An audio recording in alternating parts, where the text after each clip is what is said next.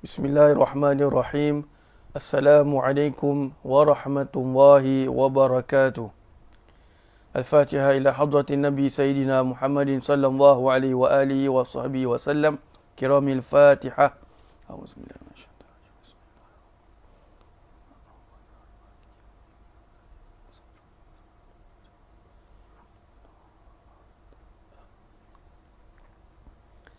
Bismillahirrahmanirrahim. Alhamdulillah. Alhamdulillahillazi hadana lihaza wa ma kunna linahtadiya laula an hadana Allah.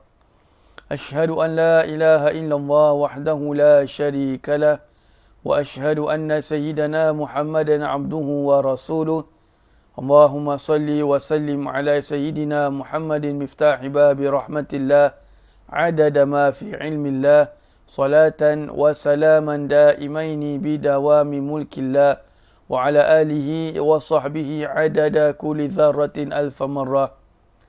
Subhanaka la ilma lana illa ma 'allamtana innaka antal alimul hakim. Rabbi shrah li sadri wa yassir li amri wahlul 'uqdatam min lisani yafqahu qawli. Astaghfirullahal azim allazi la ilaha illa huwal hayyul qayyum wa atubu ilaihi amma ba'du. Alhamdulillah, kita bersyukur kepada Allah Subhanahu wa taala yang telah menemukan kita sekali lagi, yang telah memberikan kepada keizinannya sehingga kita dapat bersama-sama mengulang kaji atau mendengarkan sebahagian kisah daripada sejarah hidup baginda Nabi sallallahu alaihi wasallam ataupun sirah nabawiyah, di mana setelah mana 2 minggu kita membicarakan tentang berkenaan muhasabah kita sepanjang bulan Ramadan, di mana kita membahaskan pada 2 minggu tersebut tentang sifat-sifat orang yang bertakwa. Baik, jadi beberapa minggu yang lalu sebelum kita memulakan tentang muhasabah bab Ramadan, kita telah memasuki satu bab daripada sejarah hidup Nabi SAW adalah berkenaan dengan Nabi SAW mengembala kambing. Dan juga telah kita bahaskan tentang hikmah. Hikmah kenapa Allah Subhanahu wa taala menjadikan Nabi SAW dan juga para nabi yang lain sebagai pengembala kambing. Dan telah kita melalui 2 hikmah daripadanya itu. Yang pertama adalah kerana Allah Subhanahu wa taala telah menjadikan Nabi SAW mempunyai sifat yang tinggi. Perasaan yang halus dan sifat simpati yang sempurna.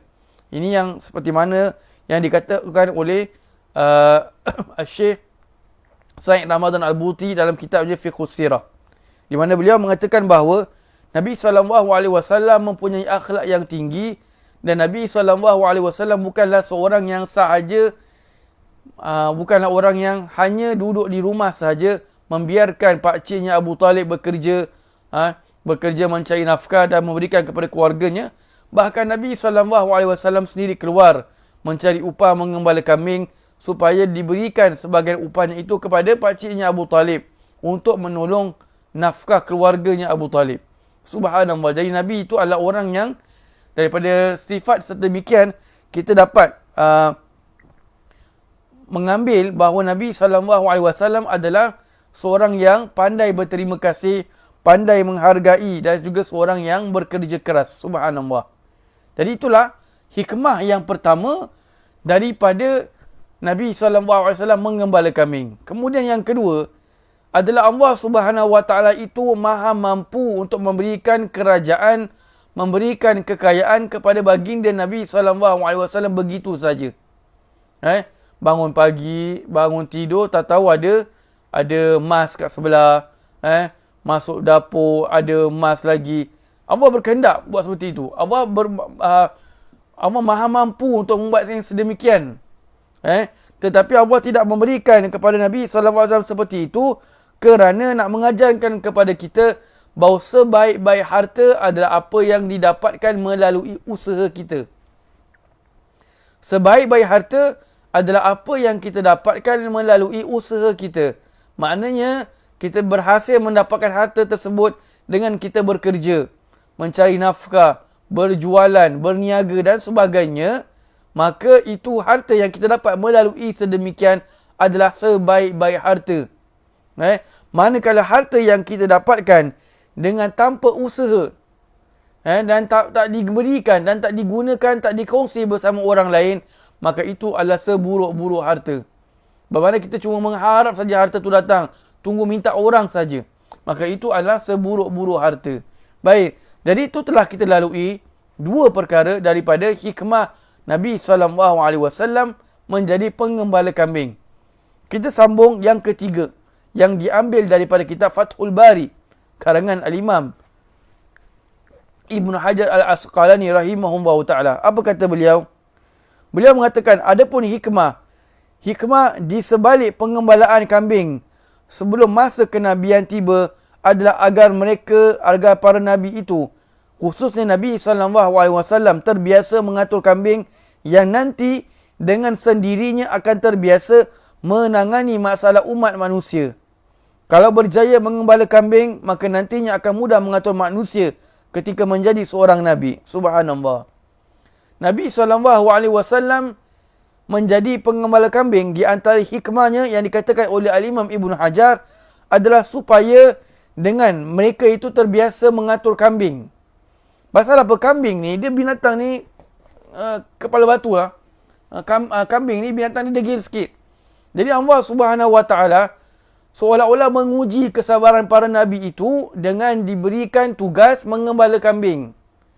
Jadi bila sudah terbiasa mengembala kambing, sudah terbiasa sabar dengan mengembala kambing itu, maka nanti bila para nabi itu menjadi nabi, maka akan mudah baginya untuk mengatur manusia. Kerana manusia pun ada kedegilannya juga. Nabi SAW ajak dakwah ke Taif, dilempar batu. Dilempar batu oleh penduduk Taif, na'udzubillah.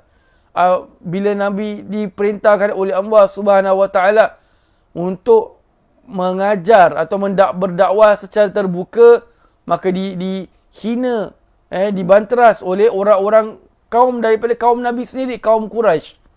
Mereka sendiri yang tak senang dengan dakwahnya Nabi SAW. Jadi, bila seorang Nabi itu sudah terbiasa dengan mengembala kambing, dengan menghadap kedegilan kambing-kambing itu tersebut, susah nak jaga kambing, dah lama-lama sudah lali, maka begitu juga mereka akan terbiasa dengan menghadap kepada manusia. Macam mana manusia punya raga, manusia punya kedegilan, sehingga mana ada satu ketika itu Nabi sedang tawaf, orang-orang kafir ni sudah tidak ada akal untuk membuatkan Nabi berhenti daripada berdakwah. Maka datang salah seorang daripada pembesar kota Mekah atau pembesar Quraisy mengatakan kepada Nabi, ya Rasulullah, apa kata kita buat negotiation? Kita buat negotiation lah.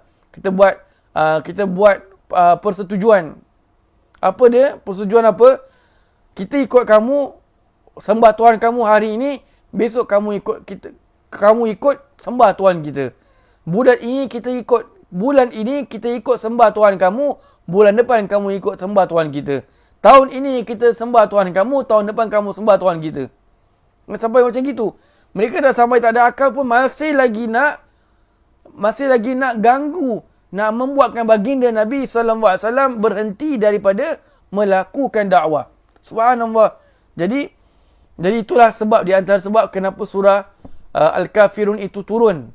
Kerana perjumpaan Nabi ini dengan pembesar Quraisy ini.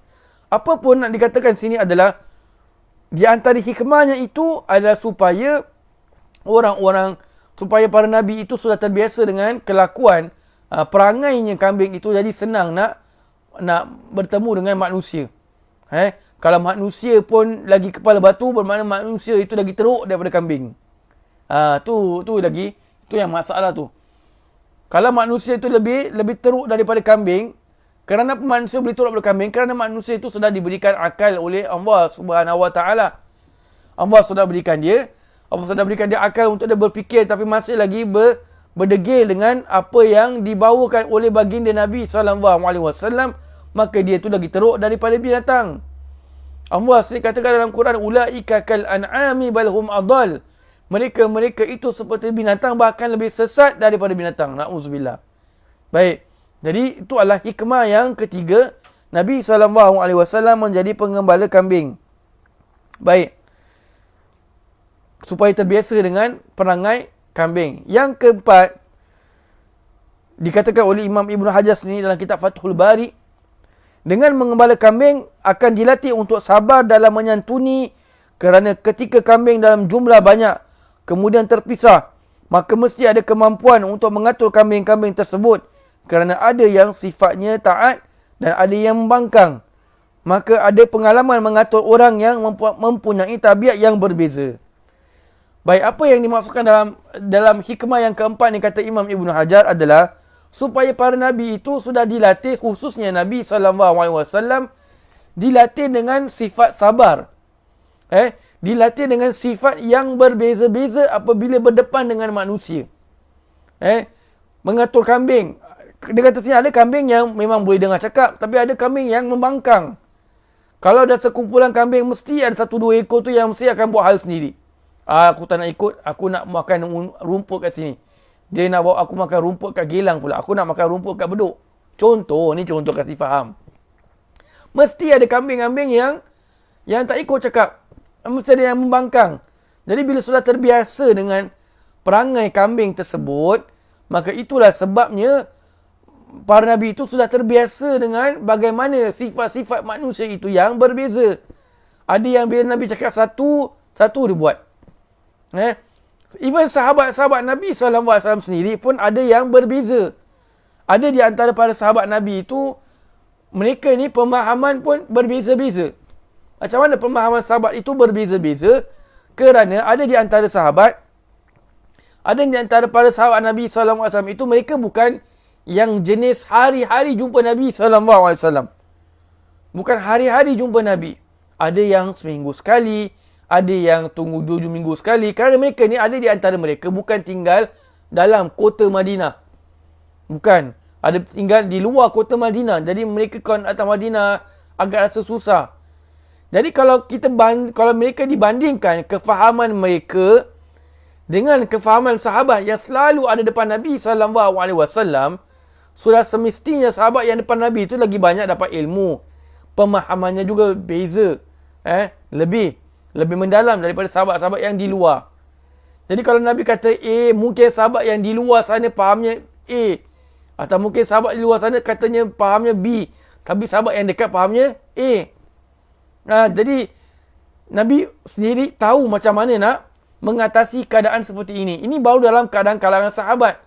Sebab tu kita tahu bahawa dalam satu hadis itu mungkin pendapat yang dikeluarkan oleh contoh Sayyidina Abdullah bin Abbas radhiyallahu anhuma, pendapatnya lain.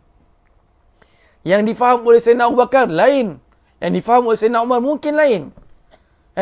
Jadi dalam satu hadis itu mungkin ada 10, 20 pemahaman. Kerana Nabi SAW, percakapan Nabi itu pendek, tapi lautan makna. Nabi SAW itulah mukjizat Nabi.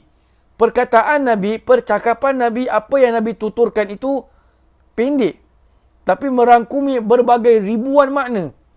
Jadi mungkin sahabat ni faham A, sahabat ni faham B. Sampailah perkara ini berterusan sampai zaman kita.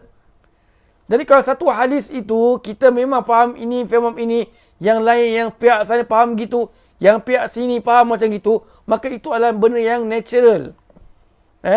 Sahabat sendiri, sahabat Nabi SAW sendiri, orang adalah orang-orang Arab. Sedia maklum. Kebanyakannya adalah orang Arab.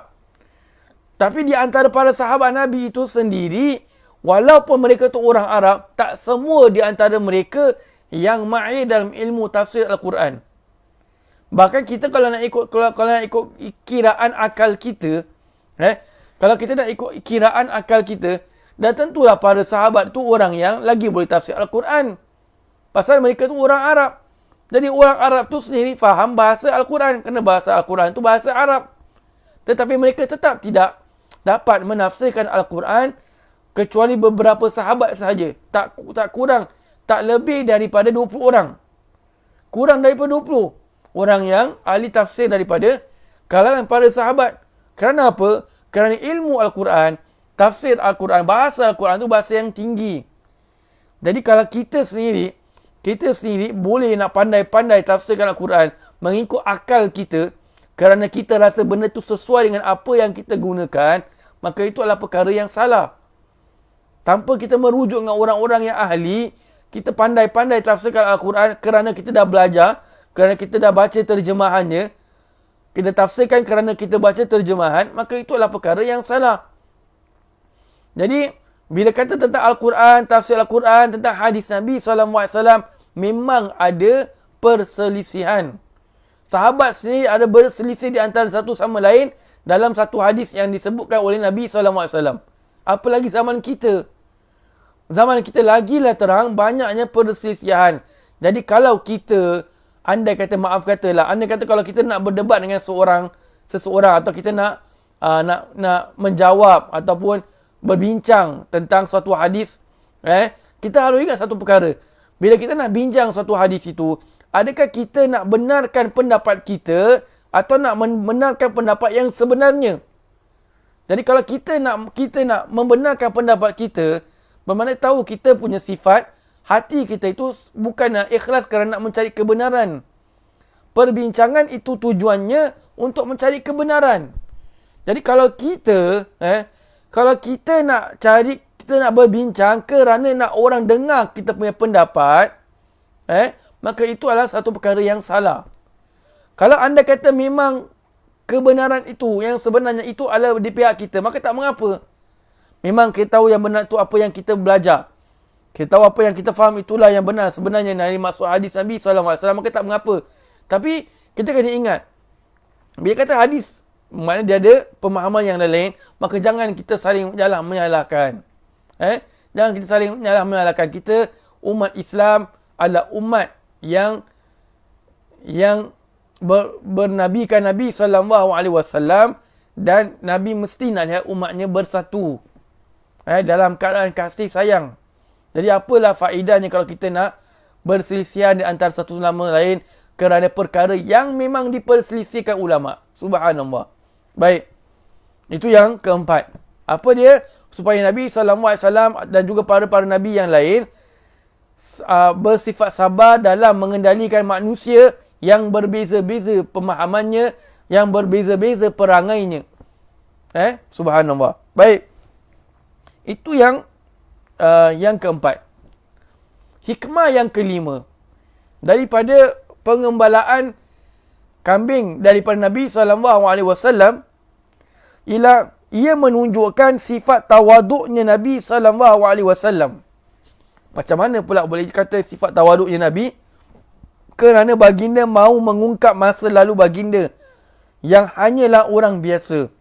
Biasanya jika seorang dahulu miskin dan susah, kalau memiliki sifat sombong saat ini, ia tidak akan mahu mengungkit masa lalunya.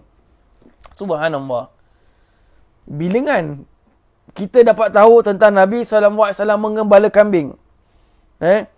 Sehingga Nabi sendiri mengaku kan dalam kitab Sahih Bukhari tu, sahabat tanya, walaupun engkau ya Rasulullah, ya, kata aku, ya, aku pernah mengembala kambing milik orang-orang Mekah dengan beberapa kirat. Kan kita dah lalu hadis tu beberapa minggu yang lalu. Nabi SAW tidak merasa malu, tidak merasa segan untuk menceritakan masa ungkap yang lalu kerana nak menunjukkan tawaduknya Nabi SAW, yang menunjukkan Nabi itu tetap seperti orang, Nabi tetap mengatakan Nabi itu hanya orang biasa. Subhanallah. Nabi SAW dah jadi Nabi. Nabi sudah berada di Madinah. Dia kata Nabi itu bermakna Nabi sudah diangkat menjadi sebaik-baik makhluk. Memang Nabi itu memang sebaik-baik makhluk sebelum menjadi Nabi. Tetapi setelah Nabi menjadi Nabi, maka perkara itu lebih masyhur. Lagi orang tahu bahawa Nabi itu adalah bukan sembarangan. Jadi bila Nabi SAW mengungkap cerita lama, Nabi pernah mengembala kambing, nak menunjukkan bahawa Nabi SAW mempunyai sifat tawaduk yang sangat-sangat tawaduk. Subhanallah. Tawaduknya Nabi SAW Di mana Nabi masih lagi boleh kongsi dengan sahabat. Dulu aku pernah mengembala kambing dengan mengambil upah beberapa kirat daripada penduduk Mekah. Kambing milik penduduk Mekah. Subhanallah. Itu yang dia kata di sini. Biasanya orang-orang yang sudah berpangkat, orang-orang sudah kaya, walaupun asal usulnya itu orang miskin, bila sudah kaya, bila sudah berada, dia akan merasa malu untuk menceritakan masa-masa lalunya. Of course lah, bila kata mengungkap masa lalu, kita jangan salah faham. Bila kata masa lalu tu, bermakna masa-masa lalu yang bukan dikira sebagai maksiat. Yang bukan dikira sebagai maksiat, hanyalah perkara-perkara biasa. Cerita dulu, waktu keadaan susah, makan ubi kayu je. Makan nasi dengan garam saja. Makan sayur je, nasi pun tak mampu nak beli. Makan itu saja, makan itu tak mengapa. Tapi kalau sudah berumur-umur, dah mula rapat-rapat dengan masjid, dah mula suka datang kelas-kelas agama, dah suka melihat video-video berkenaan dengan agama, bab zikir ke, bab apa pun tak soal lah, bab tasawuf ke apa-apa. Bila kita sudah seperti itu, maka janganlah kita bila duduk-duduk dengan orang, kita cerita balik kisah-kisah lalu. Aku dulu waktu remaja, semua kedai aku dah pernah rompak. Kedai apik tu aku curi, kedai ikon tu aku ambil barang dia, kedai ini aku buat. Tak perlu untuk kita ceritakan, itu bukan tawaduk. Itu bermakna kita bangga dengan maksiat yang kita pernah buat dahulu. Na'udzubillah. Kalau kita ni orang yang bekas perokok, tak payah nak cerita kita dulu pernah hisap rokok. Tak payah. Jangan cerita orang benda-benda yang tak sepatutnya diceritakan. Ceritalah pada orang kalau memang perkara itu menunjukkan kerendahan diri kita. Kerendahan dengan kehinaan, dua perkara yang berbeza. Tu kita jangan salah faham. Kerendahan, tawaduk, kerendahan diri dengan kehinaan diri itu adalah dua perkara yang berbeza. Bila tawaduk tu bermakna kita merasa sifat rendah diri. Sifat kita dulu dalam keadaan serba kemiskinan, kita dulu pernah menjual ini, pernah makan ubi kayu dan sebagainya, menunjukkan kerendahan diri kita, daifnya kehidupan kita sebelum kita menjadi orang yang berpangkat atau orang yang berduit dan sebagainya. Tetapi yang dimaksudkan dengan kehinaan diri, bermakna kita menghinakan diri kita depan orang lain. Bagaimana menghinakan diri depan orang lain? Dengan kita mengungkit kembali masa-masa silam kita yang kita buat maksiat. Dulu kita pergi disko lah, pergi clubbing lah, yang perempuan saya dulu suka pakai seluar pendek lah. Tak perlu nak ceritakan. Ini dalam masa yang sama, kita mencari kehinaan. Maksiat itu adalah sebuah kehinaan. Kalau kita sudah bertaubat kepada Allah Subhanahu Wa Taala, sudah jangan cerita kembali. Jadi sifat yang kelima daripada hikmah yang kelima daripada pengembalaan Nabi SAW adalah Nabi masih lagi boleh mengungkap kisah-kisah lalu yang menunjukkan Nabi hanyalah orang biasa pada masa yang lalu. Nabi pada hakikatnya bukan orang biasa. Cuma Nabi nak menunjukkan ketawaduknya Nabi SAW. Allah sendiri kata, laqad ja'akum rasulun min anfusikum. Telah datang kepada kamu rasul daripada jenis kamu. Jenis kamu ni bermakna boleh jadi jenis kaum Quraisy, boleh jadi jenis manusia. Tapi walaupun Nabi seperti itu, tapi Nabi bukan jenis macam kita. Nabi SAW daripada cahaya. Kita daripada tanah. Nabi SAW adalah sebaik-baik manusia. Bahkan sebaik-baik makhluk Allah Subhanahu Wa Taala. Baik. Jadi, itu sifat Nabi SAW yang kelima, menunjukkan tawaduknya Nabi, mengungkap masa yang lalu. Tapi kita nak mengungkap masa lalu boleh, asal mana perkara itu bukan perkara maksiat. Bukanlah perkara maksiat. Perkara yang boleh kita, kalau kita baca, orang akan boleh memandang kita serong. Alamak, dia ni rupanya ustaz tapi dulunya bekas dada. Jangan, buat apa kita nak cerita kat orang lain seperti itu? Dia ni Pak Haji ni pernah masuk gym 40 tahun. Buat apa nak cerita? Buat apa nak cerita tu semua? Tak ada perkara yang benda yang kita boleh ambil. Perkara yang sia-sia lah. Kena cerita boleh, tapi cerita yang benda-benda yang tentang kerendahan diri kita. Subhanallah.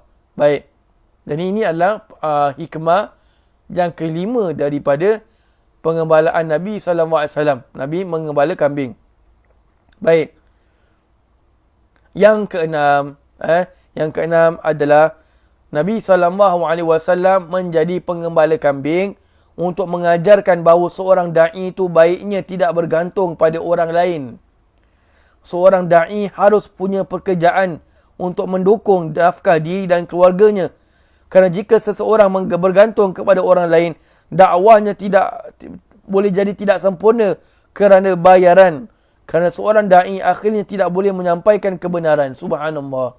Apa yang dikatakan di sini adalah di antara hikmah Nabi SAW menjadi pengembala kambing, mengajarkan kepada kita bahawa seorang da'i itu baiknya tidak bergantung pada orang lain. Ini kalau dia mampu, maksudnya. Maknanya apa? Sebaiknya bagi seorang da'i itu, dia tidak bergantung pada orang lain. Dia tidak bergantung kepada, maaf kata, salam kau. Hari ni mengajar, salam kau $10 je. Contoh, maaf katalah. Mau maaf banyak-banyak. Bukan orang sini lah, orang kat Afrika. Dia hari ni mengajar, salam kau $10 je. Lepas tu bising. Minggu depan datang kelas, bukan ajar bab sirah. Contohlah. Minggu depan datang kelas, bukan ajar bab sirah. Ajar bab menghargai guru. Kan salah tu. Pasal apa dia tak ajar bab sirah, ajar bab menghargai guru? Pasal ni lah, kerana fulus masuk sikit. Fulus masuk 2 ketul je. $2 je masuk. $5 je masuk. Balik buka beg belajar tengok, $10 je orang kasih aku. Begitu ramai datang kelas aku 100 orang, yang kasih aku $10 je. Oh, ni tak boleh jadi. La ilaha illallah. Jadi minggu depan jadi apa? Kelas sirah dibatalkan. Ustaz mengajar bab menghargai guru. Bla bla bla bla bla bla. Itulah hadis lah, itulah Quran lah, keluarlah. Supaya apa? Supaya nanti yang orang dengar tu kasih dia salam kau minimum $100. Minimum 200. Subhanallah. Kalau ada sifat seperti itu, maka itu bermakna nak menunjukkan berkemungkinan besar dakwahnya itu tidak akan menjadi efektif sangat. Kerana dia mengharapkan wang. Dia mengharapkan duit. Datang kerana nak mengharapkan duit. Datang bukan nak mengungsi ilmu. Datang kerana nak mengharapkan duit. Na'udzubillah. Jadi kata di sini, Nabi SAW menjadi pengembala kambing untuk mengajarkan kepada kita, mengajarkan pada pendai-pendai semua, bahawa seorang da'i itu baiknya tidak bergantung pada orang lain. Apa yang dia kena buat? Seorang da'i itu harus punya pekerjaan untuk mendukung nafkah diri dan keluarganya. Jadi sebaiknya orang yang seperti pendai-pendai ini, dia mempunyai pekerjaan yang khusus. Dia ada bisnes ke, dia ada berjualan ke, dia ada yang penting dia ada nafkah mata pencarian yang bulanan dia ada tetap. Jadi bila dia ada tetap seperti itu, maka dia tidak akan mengharapkan duit orang lain. Orang kasih tak komplain. Kelas berjalan seperti biasa juga. Kelas bukan berjalan ikut mood dia. Kelas berjalan ikut seperti normal. Jadi itulah sebab. Jadi kalau dia boleh untuk mempunyai nafkah yang sendiri, maka itu adalah yang lebih baik. Kerana apa?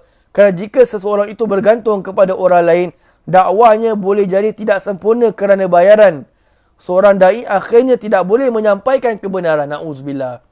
Jadi kalau seorang da'i itu sudah mengharapkan, dia sudah mula mengharapkan duit, habuan daripada orang lain, maka nanti dia punya, apa yang dia nak dakwakan itu, dia tidak akan dapat untuk menyampaikan kebenaran.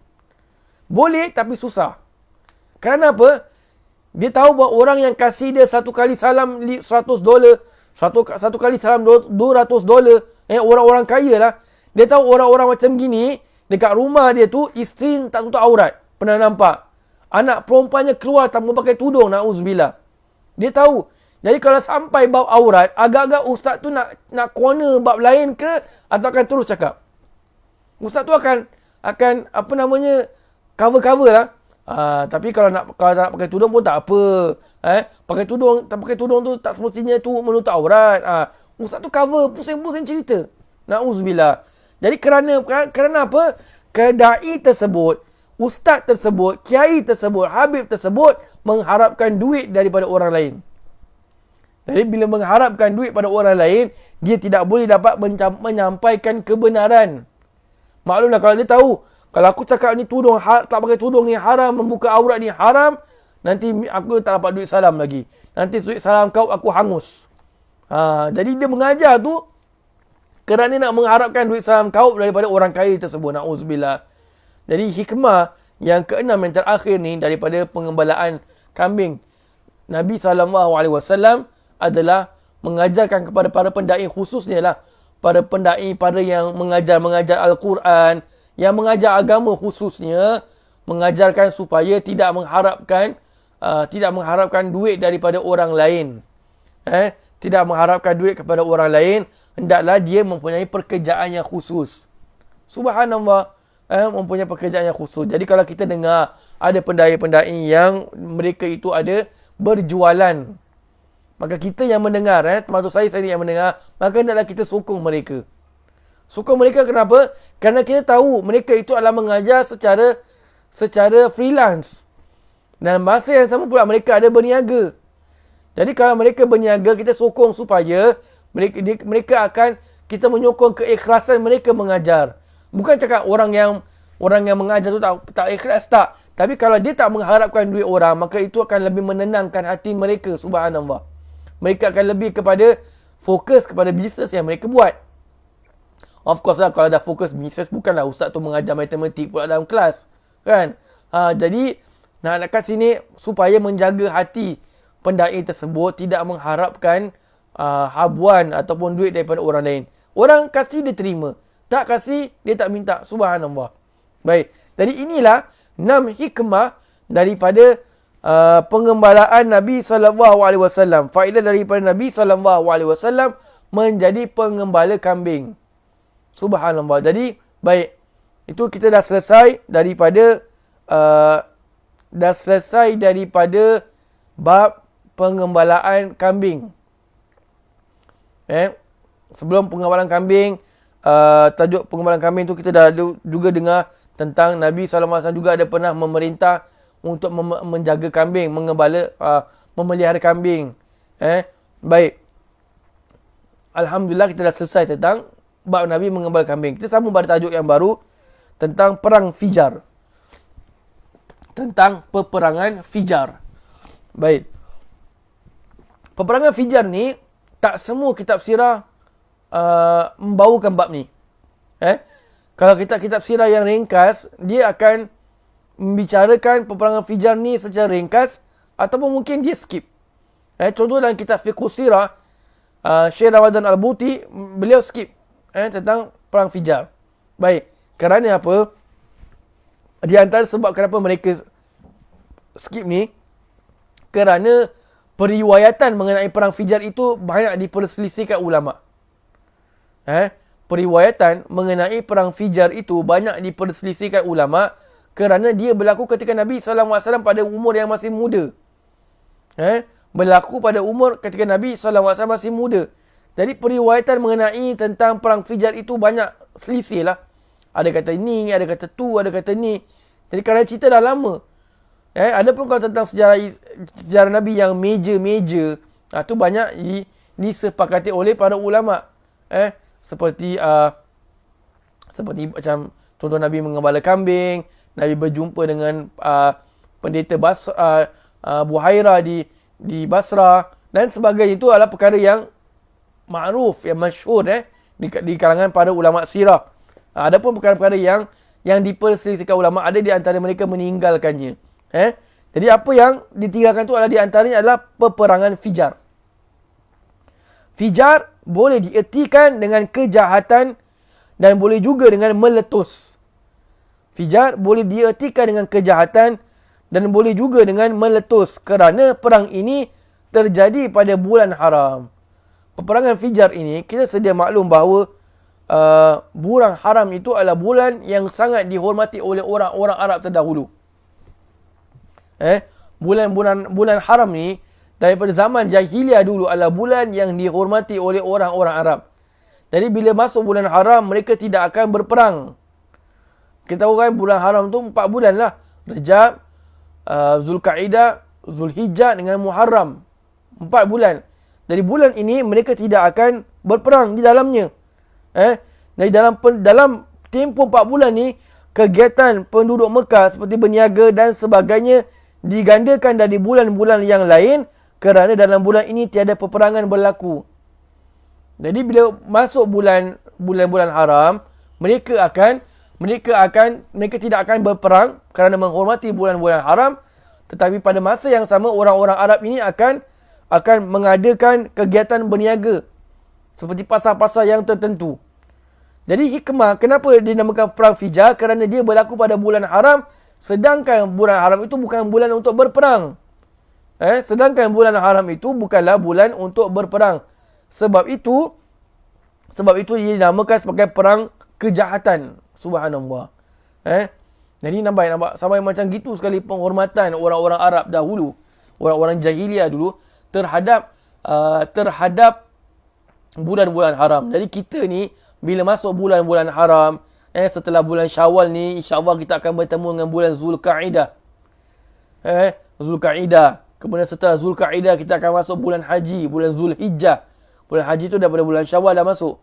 Bulan Zulhijjah. Setelah bulan Zulhijjah kita akan masuk bulan Muharram. Ni 3 bulan straight ni, tiga ni adalah bulan haram. Jadi bulan haram tu antara amalan yang sunat kita buat adalah di antaranya memperbanyakkan berpuasa, menambahkan ibadat kerana menghormati, memuliakan bulan-bulan haram. Dan terpisah jauh tu adalah bulan Rejab. Baik.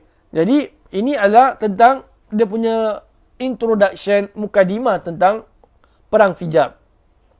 Baik.